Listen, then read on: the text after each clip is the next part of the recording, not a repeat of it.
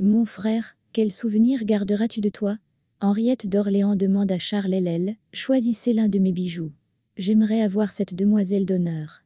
Il fait un signe de tête vers une jolie brune élancée. Henriette rit.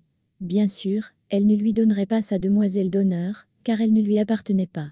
Mais la duchesse se souvint du souhait de son frère, et lorsqu'elle rencontra le roi de France Louis XIV, lui transmettant alors d'importantes nouvelles, elle mentionna en passant que Louis de Querouaille avait charmé le souverain d'Angleterre. Louise est née en 1649 en Bretagne. Ses parents n'étant pas riches, la jeune fille, ainsi que sa sœur cadette, grandissent dans des conditions modestes. Le moment venu, le père confie ses filles au couvent d'Ursulinoque, où les jeunes filles reçoivent une éducation. Lorsque Louise eut 18 ans, ses parents commencèrent à l'emmener dans le monde, espérant que leur séduisante fille trouverait un riche époux. Mais au lieu d'un marié, elle rencontra le duc de Beaufort, qui passait dans leur quartier. La jolie Louise lui semble une fille très prometteuse, et un plan mûrit dans sa tête. Le duc décide d'emmener Louise avec lui à Paris. Il explique à son père que des créatures aussi jeunes, et aussi belles que sa fille, sont des demoiselles d'honneur idéales. Grâce à l'aide du duc, la jeune fille de Querouaille est enrôlée dans le personnel de Madame, la duchesse d'Orléans. Mais outre l'attachement d'une aristocrate pauvre, de Beaufort envisage de remplacer Louis de Querouaille par la favorite du roi, Louise la Vallière. Mais cette idée est un échec. Le roi de France préférait les blondes aux yeux bleus. À cette époque, il s'était vraiment lassé de la loyale et aimante Louise la Vallière, mais il lui trouva une remplaçante en la personne de la joyeuse marquise Athenais Montespan. Louis Querouaille avait gagné les faveurs d'Henriette d'Orléans. La jeune fille d'honneur a beaucoup d'admirateurs, mais on ne la voit pas dans des liens diffamatoires.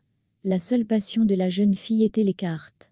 Elle en devint tellement accro qu'elle en devint dépendante toute sa vie. Pourquoi une dépendance?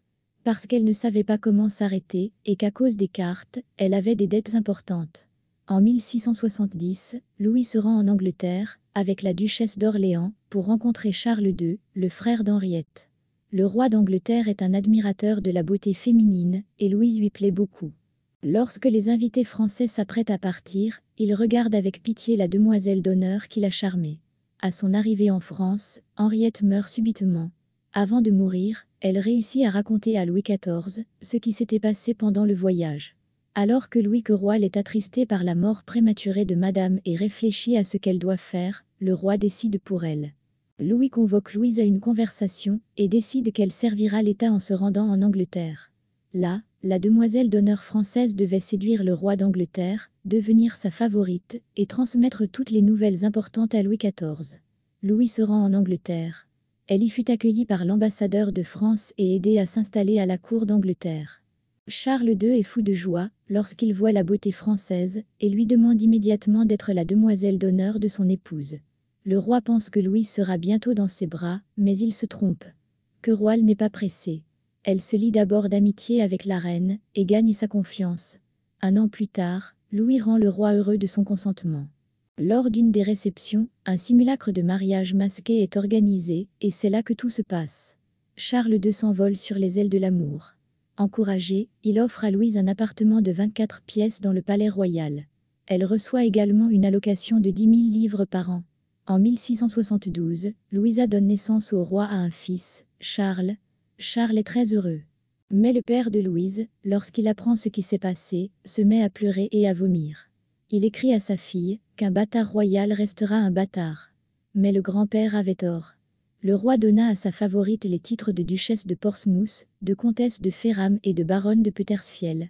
Et son fils bâtard est fait duc de Richmond. De l'extérieur, il semblait que la vie de la fille préférée se déroulait sous le signe de l'arc-en-ciel et de l'insouciance. Mais il n'en est rien. Le roi était caractérisé par ses amours et Louisa en récoltait les tristes fruits. Un jour, Charles l'infecta d'une mauvaise maladie, dont elle subit les conséquences pendant de nombreuses années. Les habitants de Londres détestaient Louisa, et son départ du palais lui posait de nombreux problèmes. Sa vie avec le roi ressemblait essentiellement à une cage dorée. En 1685, Charles II meurt.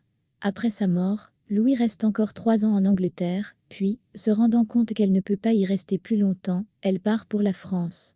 Louis s'installe dans son domaine français. Grâce à Louis XIV, elle bénéficie d'une pension pour le reste de sa vie. Louise a vécu longtemps. Elle s'éteint en 1734. À sa mort, elle avait 85 ans. La famille actuelle des ducs de Richmond est sa descendante. Merci d'avoir regardé ce film.